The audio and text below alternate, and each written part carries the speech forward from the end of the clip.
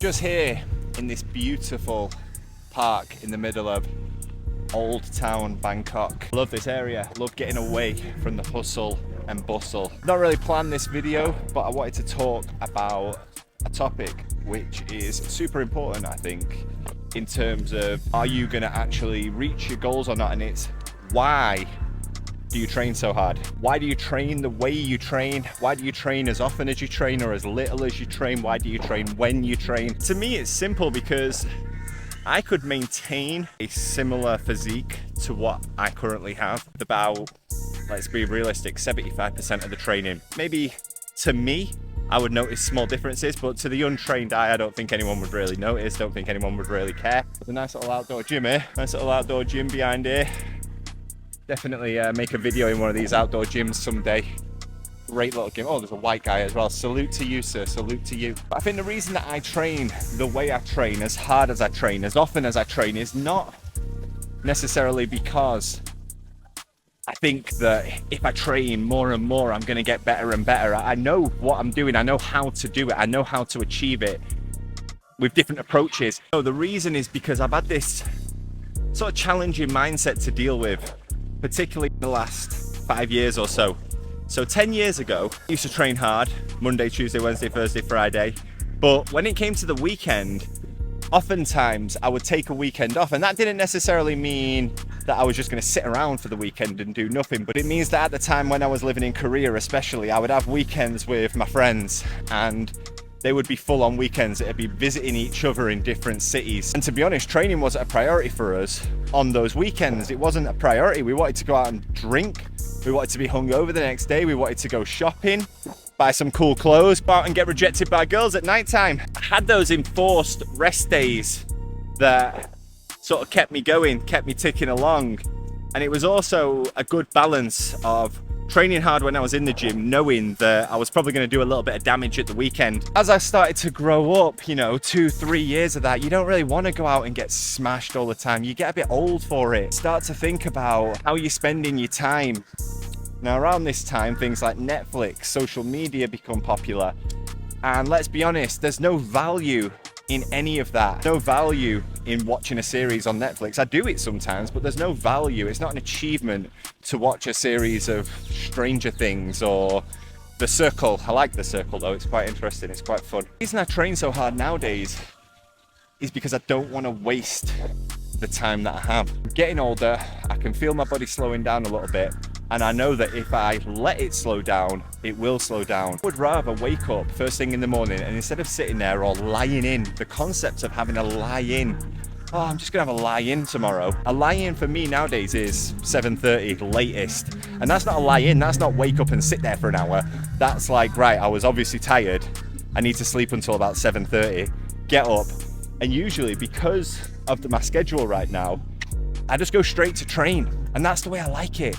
Because I know that within 2 hours of waking up, 2-3 hours of waking up, whatever, I'm going to have achieved something with my day. I'm going to have moved closer to my goal. I'm not going to waste a day. Now, occasionally, my body will say no. Everything will catch up and I'll have to take an enforced rest day, like a proper rest day because my body's aching.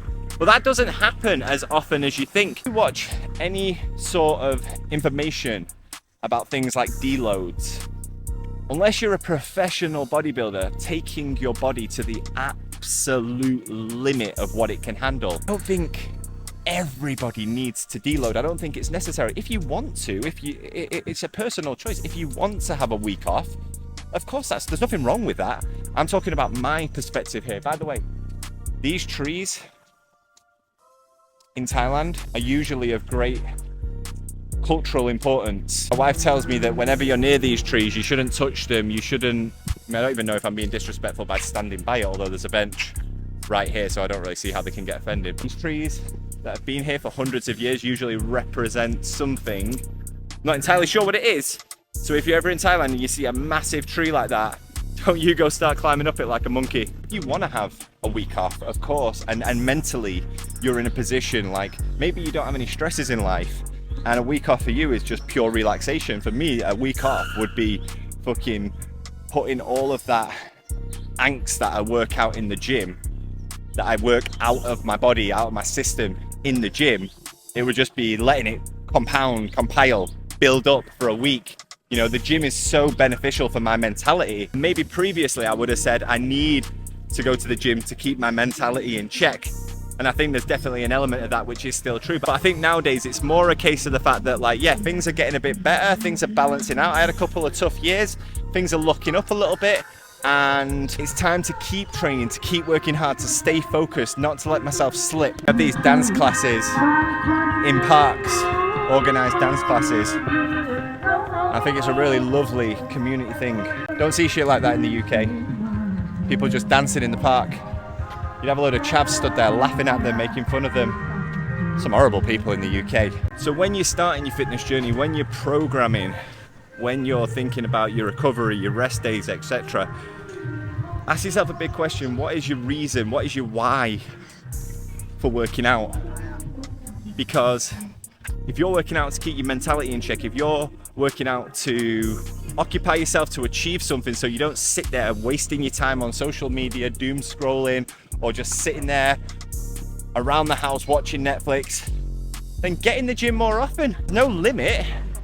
Yes, recovery days, yes, rest days are important, but programming is the most important aspect of that, right? Nobody's going to train chest 4 days in a row, but you might train chest one day, you might train legs the next day, you might do some sort of cardio the next day, and then bam, you've recovered your chest, you can start the cycle over again. I've missed out a lot of muscle groups out there, but you get the point. Ask yourself, why do you want to get fit? Do you want to get fit for the visual? In that case, get your diet in check, you know, get a smart training program, focus on the muscles that are important to you, because who gives a shit if legs aren't important to you? Don't train legs.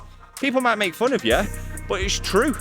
If you live in a country where you're never going to wear shorts, why would you waste your time training legs? It's the most boring day of the week now. It's all right. I enjoy training legs nowadays, and I enjoy wearing small shorts. Am I wearing some today? Yes, I am. Yes, I am. Fitness, your fitness journey is going to be personal to you. And whilst people like me, just because I've got half decent physique, can stand here offering advice, and I think a lot of my advice is very valid. I think it's very good advice. I think if you're interested in attaining a physique like me, or certain similar aspects of my physique, whether that be a leanness like me or a density like me, no one wants to get big like me because I ain't big, then I think this advice is very valid. Also, no matter what I say, no matter what I try and teach you, no matter what I say about what is your why, I don't know your why. You've got to figure that out yourself. You've got to figure out why you're training. Why do you want this? How much do you want this? How important is it to you? Because going out drinking, which is obviously detrimental in a fitness sense, is actually very important to you. Like, your social life is like super important to you. There has to be an acceptance of that, and an acceptance of the consequences that go with that. Going out drinking twice a week with your friends, getting pissed, eating what you want. It's 2 days, twice a week where you're setting yourself back. No matter how well you're doing moving towards your goals, that's 2 days where you're taking a big dip. And if you can accept that as part of your lifestyle, then that's perfect, great. But if you want the best of both worlds, you're going to end up getting frustrated, annoyed that you're not achieving your goals. And ultimately, unfortunately, with fitness, when people don't achieve their goals, instead of going in the right direction and throwing themselves 100% into what they want, taking care of their health, usually it's quite the opposite and they end up sacking it off. Anyway guys, a little bit of a ranty video. Hope if I can edit it down, tighten it up, it makes a little bit of sense. Check out the channel for more content, and until the next one, geezers, bye bye.